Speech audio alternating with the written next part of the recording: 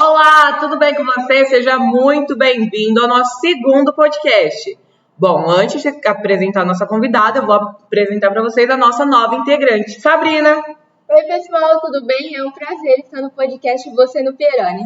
Bom, então agora vamos lá para a nossa convidada. Ela que é psicóloga, treinadora de habilidades. E nossa convidada de hoje é Ana Paula Lopes. Tudo bem, Ana Paula? Joia. Bom, vamos começar? Vamos. Então vamos lá. Bom, a nossa primeira pergunta para você é para você contar um pouquinho da sua história para os nossos telespectadores te conhecer. Sim. Bom, em relação à Ana Paula, né, que é um pouco, hoje gostaria de destacar a parte voltada à psicologia, né? Então, eu já atuei como babá, já atuei como secretária, telemarketing, já trabalhei em várias outras áreas antes da psicologia. E aí, a partir do momento que eu terminei o ensino médio, eu gostava muito e estava entre direito e psicologia. Eram as duas faculdades que eu tinha muito interesse. E aí, entre as duas, eu tinha um pouco de receio, porque eu gostava da área criminal. E a área criminal é uma área que mulheres, né, todo mundo ficava, mas mulher vai ficar em porta de cadeia, todo mundo ficava trazendo muito essa ideia de que não era um ambiente para mulher. E aí eu fui ficando um pouco com receio e tudo mais, e foi onde eu falei, não, eu quero trabalhar ajudando pessoas, isso é certeza. E aí foi onde a psicologia acabou sendo aí a minha outra opção, e depois disso eu já tinha definido, né. E durante esse tempo, no começo era muito difícil até a questão dos estudos. Hoje em dia é um pouco mais fácil, mas quando eu fiz, eu me formei pelo FIES até, era uma das únicas alternativas que eu tive para poder estudar, para ter minha primeira formação.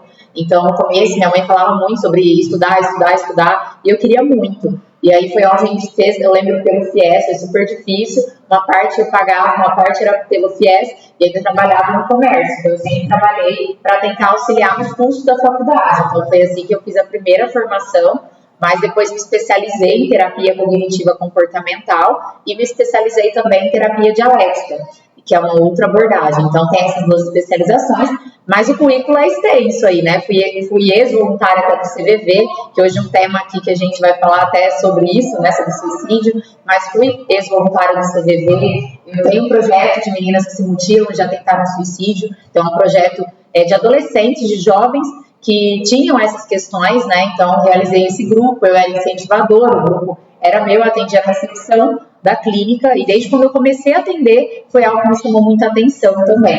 Mas já atuei no âmbito escolar, dentro das escolas, já atuei também na área hospitalar, já também atuei na parte de recursos humanos, no RH, e também na parte clínica, né? Já atuo há mais de 7 anos também. Bom, vamos falar um pouquinho da sua profissão. Sim. A nossa pergunta é: o que você mais gosta dentro da sua profissão? O que eu mais gosto é ver as pessoas entrando dentro do seu consultório de uma maneira e saindo de outra.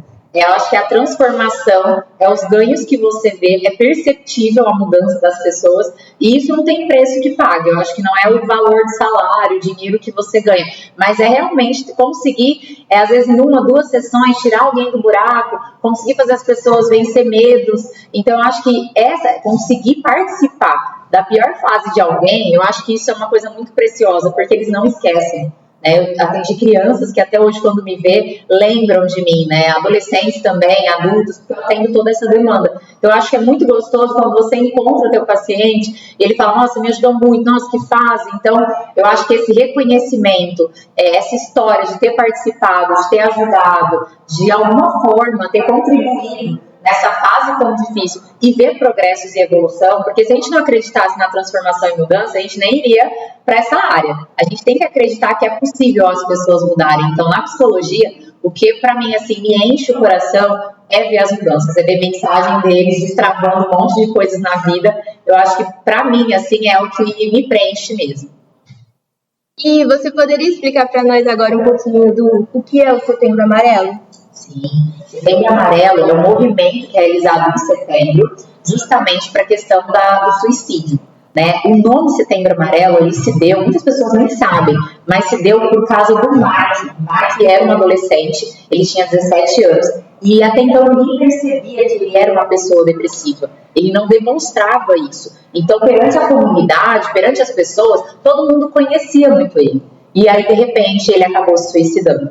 E aí foi um choque para todo mundo, tipo assim, como que essa pessoa, né, se suicidou? Cadê a tristeza? Onde que estava esse Mike que ninguém viu? Então, a partir disso, ele tinha um carro amarelo. E aí, por isso que ficou o Setembro Amarelo da fita amarela. Todo mundo começou a usar a fita. Porque depois da morte desse cara, desse Mike, lá dos Estados Unidos, eles fizeram um movimento, saíram com fitinhas amarelas pelas ruas, exatamente para ajudar esse movimento, né, em relação a você é importante, não entregue sua vida, e aí começou o movimento, né, mas o CVV, ele foi um órgão que realmente conseguiu colocar isso como Setembro Amarelo, como uma data mesmo, no calendário para ser trabalhado, mas esse caso do Mike foi um caso que comoveu muitas pessoas. Então, assim, a ideia do carro amarelo, da história de vida dele ser uma pessoa feliz, conhecida, a gente não espera que isso vai acontecer, né? A gente não acha que vai acontecer isso com alguém. Então, Setembro Amarelo é esse movimento em relação à prevenção do suicídio.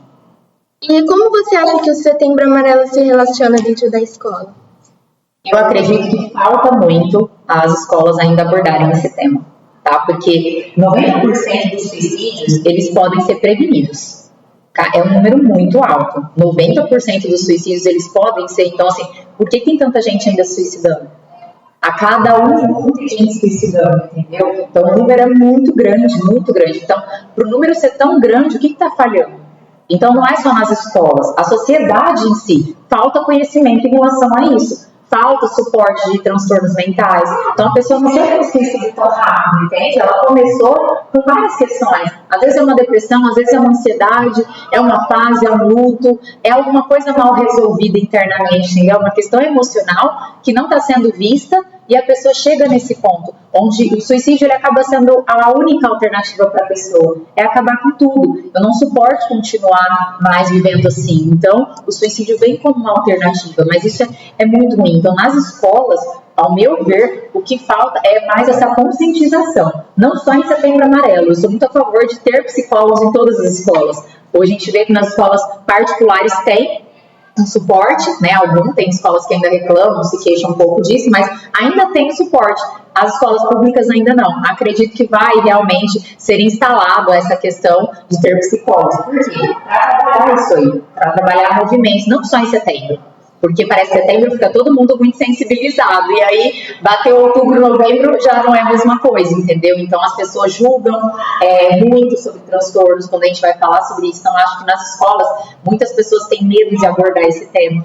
Porque acham que abordando esse tema vai ser algo que vai sensibilizar todo mundo, vai deixar todo mundo muito mal. Porque é um tema pesado, é um tema denso. Então, as escolas, às vezes, até evitam esse tipo de assunto, de tema dentro das escolas. O ano passado, eu cheguei a fazer, acho que 10 palestras em escolas. Eu fui em várias escolas realmente fazendo. É um movimento que eu realmente, desde o começo, sempre trabalhei. Não é à toa que o projeto tem por isso. Porque eu acredito que precisam falar sobre isso. Então, essa questão do suicídio nas escolas é imprescindível. Principalmente de escolas aí que estão trabalhando o Fundi 1 e o Fundi 2, né? Que é do primeiro ano até o terceiro colegial. Acho muito importante. É claro que a gente toma cuidado na maneira como a gente aborda. Mas é importante. Porque às vezes começa com uma tristeza, começa com um bullying, começa com alguma coisa. E isso pode desencadear algo muito maior lá na frente. Ana Paula, e como que os professores podem fazer para atuar nesse problema? Os professores, eles são meio que psicólogos, né? A gente fala porque tem professores que estão todos os dias com vocês. Então, tem professor que sabe muito da vida de vocês, que percebem como vocês chegam na sala de aula, dia que vocês chegam tranquilos, bem, mas o professor percebe que vocês chegam mal também. Eles notam a diferença no comportamento de vocês. Então, assim, de alguma forma, o professor, ele é um observador muito importante, muito importante.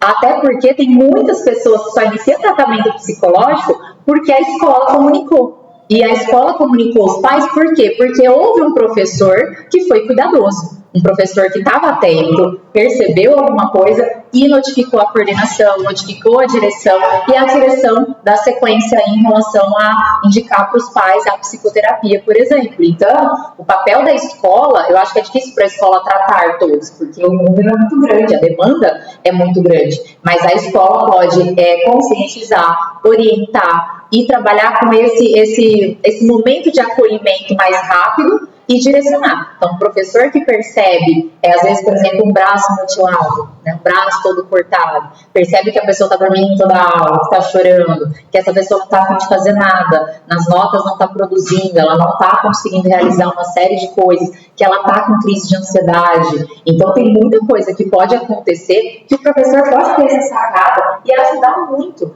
porque às vezes os pais em casa não perceberam, não notam, mas os professores ali percebem, os colegas percebem. Então, também, a gente parece não ver, mas a gente está notando também. Então, às vezes, tem amigos que, por exemplo, está mais isolado. É um amigo que toda vez que ele está triste, ele se isola, ele sai do grupo. Você percebe que ele está diferente, está distante, não está participativo de mais nada. Até quando vocês fazem programas, a pessoa não participa. Tem sinais que a gente precisa se antenar. Sinais que são claros, que às vezes a gente não se atenta, não percebe, e no final das contas isso acaba gerando algo muito maior. Então, observar os sinais, eu acho que é um papel do professor. Ele pode identificar esses casos específicos e mandar isso para a direção, coordenação, e aí eles fazem uma orientação aos pais. Você acha que esse problema vem se agravando hoje em dia, como profissional? Muito, muito. Tanto que hoje a gente vê crianças tendo transtornos muito cedo, crianças de 3, 4 anos. Tendo crise de ansiedade, fobia de escola. Então, principalmente depois da pandemia. Depois da pandemia isso piorou muito, né? Intensificou. Mas eu acho que é esse estilo de vida que a gente está tendo, muito acelerado, de muita demanda. Parece que 24 horas não está dando tempo de fazer muitas coisas. Então, eu percebo que a gente está realmente sendo sucumbido por esse tempo. Não está conseguindo cuidar de todas as áreas da vida. Então, está acontecendo uma série de coisas. Vejo um agravamento mesmo disso, dos sinais que vêm sendo apresentados. Então, tem pessoas que tiveram uma crise lá em 2012, teve outra em 2014, outra em 2018, e aí, por exemplo, teve uma depressão mais forte, ou por exemplo, teve a questão do suicídio, por exemplo, em 2019. Então, assim, a gente percebe que a pessoa está caindo em algum sentido aí na vida emocional, e aí a pessoa precisa identificar essa queda e tentar subir o mais rápido possível. Ana Paula, quais são os sinais para identificar no dia a dia? São sinais que parecem que eles são sutis no começo, mas são muito importantes. Então, perca do apetite, o teu sono também, se não está com qualidade, é um sinal que vale a pena rever, pensar. Teu humor, estou sempre irritado, intolerante, estressado, ansioso. É um sinal de que as coisas não estão indo bem, né? Você não conseguir atingir suas metas, não conseguir produzir o que você deseja, a dificuldade de você expressar, de você comunicar o que você quer. Então, eu percebo que muitas pessoas vão acumulando coisinhas que não conseguem falar, não conseguem dizer, e daqui a pouco vem como uma explosão, vem como uma crise, vem como algo muito maior. Então é um sinal, saber se expressar, saber se comunicar, isso é uma coisa, saber manejar quando a emoção está muito forte. Tem pessoas que não sabem lidar com uma tristeza muito forte quando vem, com uma raiva muito forte. E principalmente, por exemplo, quem é adolescente, que tem tudo muito, né? Então é tudo muito intenso nessa fase. O corpo está mudando, tudo está mudando ao mesmo tempo, né? Então o corpo, propriamente dito, está sendo alterado. Aí tem muita pressão, muita cobrança. Não é mais 1, 2, 3 professores, é vários professores, é várias matérias. No começo, os professores ajudam, depois eles jogam mais assim para que você consiga, né, gerenciar tudo isso sozinho. Em casa também, a incompreensão dos pais. Porque muitas vezes os pais não compreendem, só cobram, não querem ouvir o adolescente, não querem participar da vida do adolescente, né? Então, vai acontecendo uma série de coisas que às vezes a pessoa não consegue. Tanto que eu falo para eles, o que você faz com tudo isso? Você conta para alguém? Não, porque eu não confio em ninguém. Mas aí você não compartilha com ninguém? Não compartilha. O que você faz com tudo isso? Eu não faço nada, eu só choro. E geralmente choro escondida. Choro sozinha, choro no banheiro, mas ninguém sabe que eu estou sofrendo disso, que eu estou passando por isso. Então eu passo despercebido para a família, para a escola, para os amigos. Tem gente que finge para os amigos que está bem, na verdade não está, né? Mesmo estando rodeada de pessoas, estou me sentindo sozinha às vezes, entendeu? Então isso é uma coisa que às vezes pode atrapalhar também. São vários sinais. Você acha que o assunto suicídio é um tabu atualmente? Como abordá-lo como jovem? Porque você mesmo disse, né, que as escolas às vezes elas têm medo de citar esse assunto por conta de ser algo delicado ou de por achar que pode incentivar os adolescentes a cometer esse ato. Exato. Eu acredito muito que as escolas consigam fazer isso. É claro que a gente tem que ser cauteloso, a gente não foca tanto nas formas, na questão do próprio suicídio. Até as notícias, os noticiários de suicídio não deve realmente ser exposto, não deve ser compartilhado, não deve colocar a forma como a pessoa realmente teve o suicídio de fato. Então, essas informações elas têm que ser preservadas, sigilosas. Então, nisso a gente não fala. O jeito que a gente tem de prevenção é trazer esses sinais de que as coisas não estão bem para a pessoa buscar ajuda. Então, a gente trabalha a conscientização da gravidade que a pessoa pode estar sentindo, percebendo. Não é à toa que nessas palestras, quando a gente faz, a gente percebe vários alunos chorando. Vários alunos se identificando com um monte de coisa. Vários alunos me chamam no final para conversar e contam que a amiga já tentou suicídio várias vezes, que fulano já tentou, ou que se cortava, ou que tinha alguma coisa. Então, assim, é importante perceber isso. E falar não é uma coisa que você vai aumentar o desejo da pessoa. Precisa que alguém chegue até essa pessoa e fala, você tem pensado nisso? Né? Você está pensando nisso? Você planejou isso? Né? Em algum momento passou uma vontade de morrer, de terminar com tudo, porque às vezes não vem a forma clara assim de eu quero me suicidar, mas a pessoa fala, eu só queria dormir e não acordar nunca mais, eu só queria dormir uns 3 dias seguidos, eu só queria tomar um remédio para esquecer tudo isso por muito tempo. Tem formas que a pessoa traz isso. Eu não teria coragem de me matar, mas se um carro passasse hoje em mim, para mim não faria diferença, talvez faria até um favor. É essas falas que a gente percebe, entende? Então não tá claro, a pessoa não chega pra gente falando, eu quero me suicidar. Não, mas nas falas dela, na conversa, eu não aguento mais essa vida, eu quero desistir, eu tô cansada, eu tô exausta, eu acho que é melhor eu não estar aqui mesmo, eu só atrapalho, isso tudo é ruim. Então você percebe pensamentos negativos, pensamentos destrutivos. Às vezes a pessoa só não tem ali a coragem em si, né? Falta, às vezes, porque a pessoa está tão deprimida que ela não faz, mas ela pensa. Mas ela pensar em querer morrer, pelo menos uma vez na vida, todo mundo pensa em algum momento, por alguma situação da vida, é muito provável que a gente pense em querer morrer. Né? Dependendo de uma perda, de um rompimento, de um relacionamento, a gente pode, né, numa perda de um trabalho, numa crise financeira, a gente está numa situação tão difícil que a gente pensa de fato, eu quero morrer, eu preferia morrer. Então, isso pode acontecer com qualquer um. Mas depende se tem ideação, que a ideação é um pouco mais construída, se tem um planejamento, porque o planejamento a pessoa já arquitetou tudo, entendeu? E o ponto da tentativa mesmo, que aí é outro patamar. Então a gente vai vendo qual é o nível, né? Muitas pessoas que pensam nem sempre chegam de fato ao ato em si, mas é importante desconstruir isso. Então a primeira coisa que a gente detecta quando o paciente chega, por exemplo, na clínica pra gente, é nisso. Você pensa nisso? Quantas vezes você pensa nisso? E o fato de você pensar quantas vezes que você já chegou a planejar? Já pensou em formas de fazer isso? Então, falar sobre isso é muito difícil. Porque dependendo, mexe com a gente também. A gente não está preparado. Não é todo mundo, né, que tem essa coisa de, nossa, eu consigo perguntar. Porque tem gente que treina na base. Se ouvir um amigo falar que quer se matar, ela fala, nossa, a gente desespera, né? Tem muita gente que desespera junto. Eu vejo muitas pacientes sofrendo por conta de amigas ou amigos que estão sofrendo com a questão da mutilação, do suicídio. Eles falam, eu não sei como ajudar. Eu fico muito preocupada quando ela me manda um monte de mensagem, falando um monte de coisa, eu não sei o que fazer. Eu fico pedindo para ela não fazer nada, eu choro. Às vezes ela some, que é pior, né? Que às vezes a pessoa desabafa e some, a pessoa fica pensando, pronto, ela fez alguma besteira. E aí a pessoa quer pegar o celular, quer ligar para a mãe, quer ligar para alguém, às vezes quer ligar para mim, o meu paciente me liga, Ana, o que eu faço, como eu ajudo? Então eu percebo que as pessoas não sabem nem como agir, nem o que falar, nem o que fazer. Então essa orientação ela é muito importante, né? Não é à toa que o CVV, quando você vai ser voluntário lá, você participa por uma capacitação, você faz uma formação lá, para realmente conseguir atender. Porque quando a gente está no CVV, a ligação ela é sigilosa. Então, quando a pessoa liga para a pessoa fala um monte de coisa. A gente não conhece, não sabe quem é, mas a gente tem que estar preparado para poder acolher também essa pessoa. Então, o quanto que é importante. Então, ouvir a pessoa chorar, dizer que é difícil mesmo, é que você vai estar com ela, porque nem sempre a gente vai conseguir resolver o problema da pessoa. Às vezes, é uma série de questões que está acontecendo com ela. Mas você pode estar ali com ela, olha, eu não vou desistir de você, eu sei que você pode estar sem esperança, mas eu quero que você entenda que talvez vamos passar por isso juntos, eu estou aqui, né? Isso vai também passar, só preciso que você tenha paciência. É estar com essa pessoa. Eu já tive várias ligações das meninas do projeto que quando elas pensavam em suicídio, me ligavam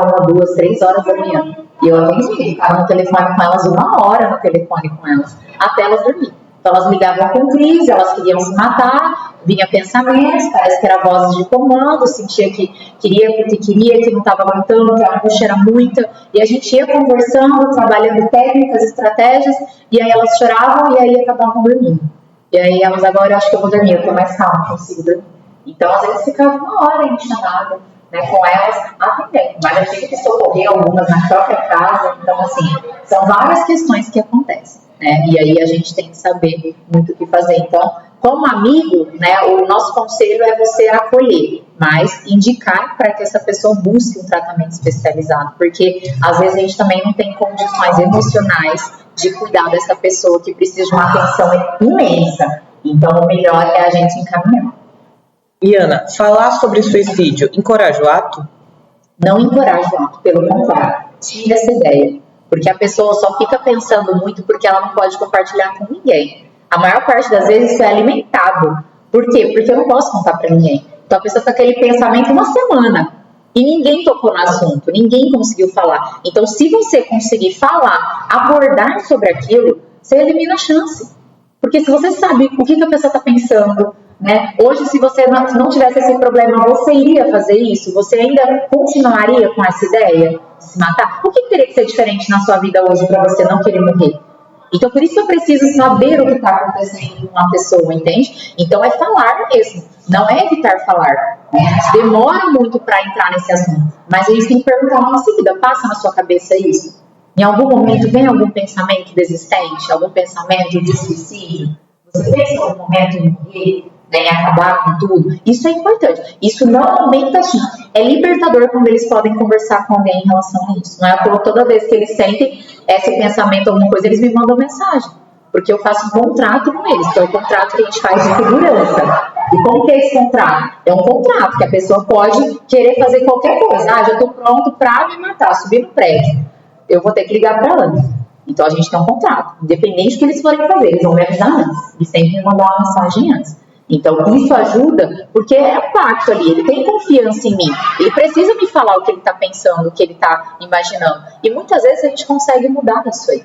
Só de acolher, distrair essa pessoa, às vezes a gente consegue fazer tudo isso. E não é uma pessoa só, eu peço para ele 3 pessoas de confiança que eles podem contar, porque vai que eu não atendo esse telefone quando ele está nesse momento de crise. Ele precisa ter mais 2 pessoas, no caso você e você. Se eu não atender, você atende ou ele atende. Mas alguém precisa atender ele. Então, por isso que não dá para depender de uma pessoa. Então, quando você sabe que alguém está pensando em suicídio, a melhor coisa é pedir para ele, para essa pessoa, né, é te passar mais 2 contatos que você possa compartilhar essa informação. Porque se essa pessoa faz alguma coisa contra a vida dela, você responde por isso. Judicialmente você responde. Se pegar celular, provas e tudo e provar que você sabia que essa pessoa estava pensando nisso e não fez nada, você responde por isso.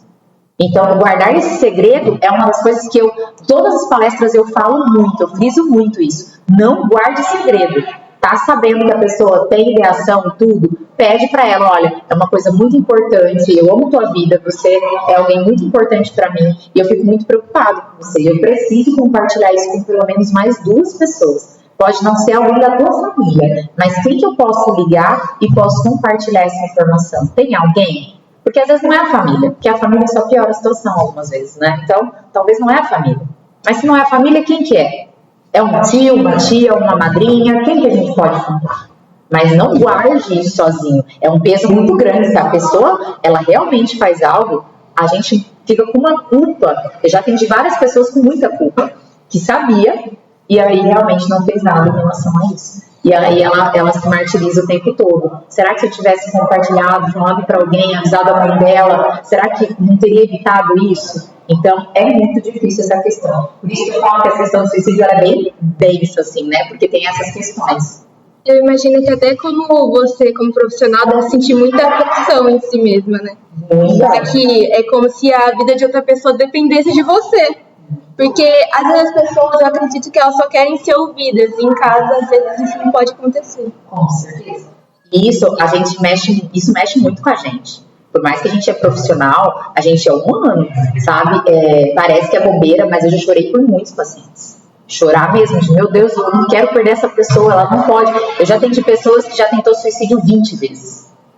20. Imagina, uma pessoa que está 10 anos tentando tratar, já estava em tratamento, veio com 10 anos de tratamento, mas com 20 tentativas. E não sei quantas internações. Então imagina, é muito difícil o negócio. Você não quer perder a pessoa. Graças a Deus até hoje eu nunca perdi ninguém. Mas eu tinha muito medo. A primeira paciente de suicídio que eu atendi, né, que ela tinha marcas ainda no pescoço, foi algo muito duro, porque a hora que eu acabei de atender ela, eu não chorei quando eu atendi, mas depois que eu atendi, eu acho que foi um impacto muito grande pra mim, sabe? E ela tinha 11 anos, muito nova, e a mãe desesperada, então eu chorei depois desse atendimento, assim, muito. Eu acho que foi o primeiro caso sério que eu peguei, eu falei, meu Deus, o que eu vou fazer? Como que eu faço para que ela não morra, para que ela continue viva? Eu quero muito poder ajudar. Então, assim, é por isso que no começo da minha formação foi algo que eu já tentei buscar me especializar, já manter grupo. Foi algo que, assim, no começo isso sempre mexeu comigo, sabe? Ajudar essas pessoas que, em relação a isso. Porque, assim, o que eu tenho até de experiência, eu já pensei em suicídio. Eu já pensei. Chegou uma fase na minha vida que eu pensei em suicídio, eu planejei suicídio. Seria a minha última sexta-feira, então eu falo isso nas palestras, né, porque tem chat não, né, isso não passa na nossa cabeça em algum momento, mas passa. Eu já senti o que ele sentia. Eu tinha família, eu tinha trabalho, tinha tudo. O que estava fazendo eu querer realmente terminar com tudo, entendeu? Eu realmente cheguei numa sexta-feira, eu falei, a última sexta-feira. E aí nesse dia ainda eu fui para uma vigília que tinha na igreja na época, falei, beleza, fui. E chegando lá, o que aconteceu? Eu cheguei e eu falei, beleza, vou ficar quietinha. E depois disso, né, já estava tudo certo que eu ia fazer. E aí a mulher que estava orando lá falou, tinha alguém, uma jovem, e queria terminar, encerrar com a vida dela, e quem que era a pessoa. E você acha que eu falei? Não falei não, eu falei quietinha, eu não vou falar, ninguém vai estragar o meu plano, né? Então, eu fiquei realmente quietinha, não falava, e ela, tem alguém aqui, é alguém assim, é alguém que ainda ajuda aqui, não sei o quê. Ela foi desenhando no perfil. E eu quietinha, falando, né, cabeça baixa, quieta. E aí ela falou, não lembro a frase agora que ela falou, mas aí tipo, eu peguei e levantei a mão. Aí eu não aguentei, levantei a mão. Na hora que eu levantei, aí eu chorava demais, foi um negócio muito doido, assim. E veio muita gente em cima de mim, naquele momento orou, e aí o pastor sentou comigo depois, conversou comigo. Eu voltei pra casa, eu tava mais ou menos, mas ainda a ideia não tinha sumido 100%, sabe? Por isso que muitas pessoas falam, é só a questão de fé, é só a questão de religião, é muito complicado isso, né? E eu cheguei em casa com isso ainda, sabe? Meio mais ou menos. E a ideia ainda fixa na cabeça. Eu falei, não, eu acho que eu realmente ainda... Aí mandei mensagem pra uma amiga minha, falei, né, segue com esses planos e projetos meus, não deixa isso morrer e eu acho que eu tô indo. Então já tinha um sinal de despedida aí, né, que às vezes é carta, é mensagens, tem formas. E aí, a partir disso, a minha amiga apareceu na minha casa, assim, rapidamente. Então, surgiu na minha casa. E aí me levou novamente para conversar com o pastor. Então me chamou lá para conversar. E ficamos mais de 2 horas conversando. E aí depois disso eu chorei, dizia que eu tava doendo. E aí, não, quero te ver todo dia. Começa a vir aqui todo dia. E aí eu fui. Na época eu não fazia terapia, eu não fazia tratamento. E aí a partir disso eu busquei terapia, busquei tratamento, tomei remédio uma fase. Mas foi um pico, assim, emocional muito terrível, sabe? Então, quando os pacientes falam isso pra mim, eu falo, eu sei o que é você perder o sentido. Nada mais disso aqui faz sentido. Parece que é uma coisa, tipo assim, embora parece que é a coisa que você tem muito fixa na cabeça. E é muito terrível isso. Então, assim, a gente tem que buscar ajuda. Se eu não tivesse mandado essa mensagem, se eu não estivesse no lugar certo, talvez eu nem estaria aqui pra contar essa história, entendeu? Eu seria mais um dos números que a gente vê por aí. Né? A cada um segundo tem muitas pessoas se partindo e indo embora. Então, é essa questão. Assim, a gente tem que estar com as pessoas certas, no momento certo, e detectar isso. Mas é uma coisa assim que eu sempre conto, porque as pessoas falam, nossa, acho que nunca imaginei. Mas eu já passei por esse vale aí, por essa coisa escura. E até é importante, porque meio que você se torna um símbolo de resistência, de força. E você me contando isso, você transparece isso pra mim, sabe? É como se você afirmasse que a psicologia, ela realmente pode te ajudar. quando você pede ajuda. Exato. A psicologia, as pessoas falam, me arrepia de verdade, porque foi um negócio muito intenso, sabe? Eu acho que quando eu converso isso, falo isso com os pacientes, eles ficam, nossa, sério? Eu falei, cara, eu sei o que é querer ir embora. E nada fazia sentido. Você tem mãe... Minha mãe falava, você é bonita, você tem isso, tem aquilo, que você tá arrumando. Minha mãe foi uma das primeiras que julgou até, na época quando descobriu, quando ela fosse, porque ela ficou sabendo só depois, né? Quando eu cheguei em casa que ela descobriu tudo. E aí ela me xingou bastante, assim. Por que você tá fazendo isso? Para de bobeira, você é tão nova, você tem uma vida toda pela frente, para com essa bobeira. Eu ouvi muito dela isso. E eu falei, nossa, ela também não entendeu. E aí foi onde eu busquei a ajuda de pessoas que realmente me ajudavam. Então, a psicologia também me salvou, de fato, me tirou daquela fase tão difícil que eu estava. E as pessoas certas também. Bom, vamos começar o ping-pong? Vamos. Então a gente vai fazer umas perguntas para você e você responde relacionado à primeira coisa que vai na sua cabeça. Pode começar. Gente. Um filme. Um filme, Milagre da Cela 7. E uma música? Uma música, O Sonho de Deus. Uma bebida. Uma bebida. A gente tem duas, mas suco de uva eu acho que é uma bebida que eu amo muito, amo uva. Animal. Um animal panda, sou fascinada por panda. Um artista. Artista? É difícil, eu não tenho essa coisa de, um artista que eu olho, assim, que eu só acho o Vin Diesel um cara que eu não sei, eu acho ele espetacular, essa força, potência dele. Mas eu acho que seria ele, mas eu não tenho alguém específico, assim. E um lugar para viajar? Um lugar para viajar. Os Estados Unidos. Uma cor. Branco. Um livro? O Essencialismo. Esse livro é fantástico. Um sonho? Um sonho é abrir minha instituição de gestão das emoções. É uma escola que eu pretendo abrir para criança, adolescente e adulto poder treinar as habilidades emocionais. Então, ser uma escola para as pessoas aprenderem a gerenciar isso. É um dos meus projetos. Medo. Medo? Eu acho que é morrer antes de realizar uma série de coisas que eu quero realizar, sabe? Eu tenho medo de morrer cedo. Não sei. A ideia é que tem muitos projetos, né? Então eu acho que eu tenho medo de morrer cedo. E uma lembrança da infância?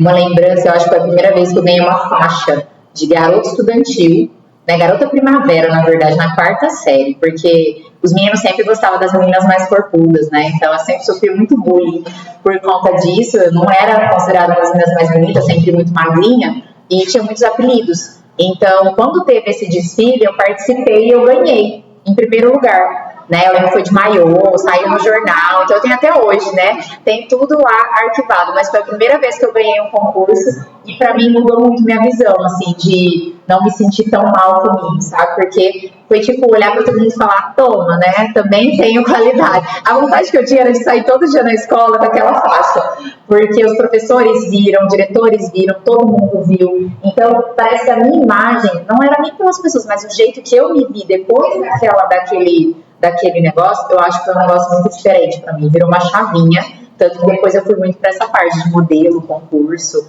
eu acho que eu me sentia desvalorizada, e depois eu acho que isso mudou um pouco em mim. E agora 3 coisas pra fazer antes de morrer. Sim. Eu acho que uma das coisas para 3 coisas, eu acho que a primeira delas seria morar fora do Brasil. Eu tenho uma vontade, um desejo muito grande de ficar um tempo fora do Brasil. Outra coisa que eu quero muito ainda fazer é ajudar minha família, meus pais. Então, para mim, hoje, o sucesso não é só essa questão, sabe? Para mim, é realmente ver minha família estabilizada também, né? Minha mãe sempre foi doméstica, meu pai caldeireiro, então eles sempre foram muito simples também. Então, eu queria dar uma vida melhor para eles. E eu acho que outra coisa seria... Acho que casar, mas casar e ser mãe, né? Casar é importante, mas eu acho que eu tenho mais desejo de ser mãe, que isso eu acho que desde novinha eu tenho, sabe? Então, desde 11, 12 anos eu já era babá. Eu amo criança e ver criança em qualquer lugar eu saio pegando. Então, acho que ser mãe é uma coisa que eu queria muito que acontecesse. Assim, se eu morresse hoje, eu morreria de muito feliz, porque eu queria muito me ver grávida e ter um filho. Eu acho que isso, pra mim, seria uma realização gigantesca pessoal, entende? Bom, agora a gente vai fazer o potinho do conhecimento com você. Você vai tirar uma carta e ler a carta e falar o que você achou dela. Tá bom?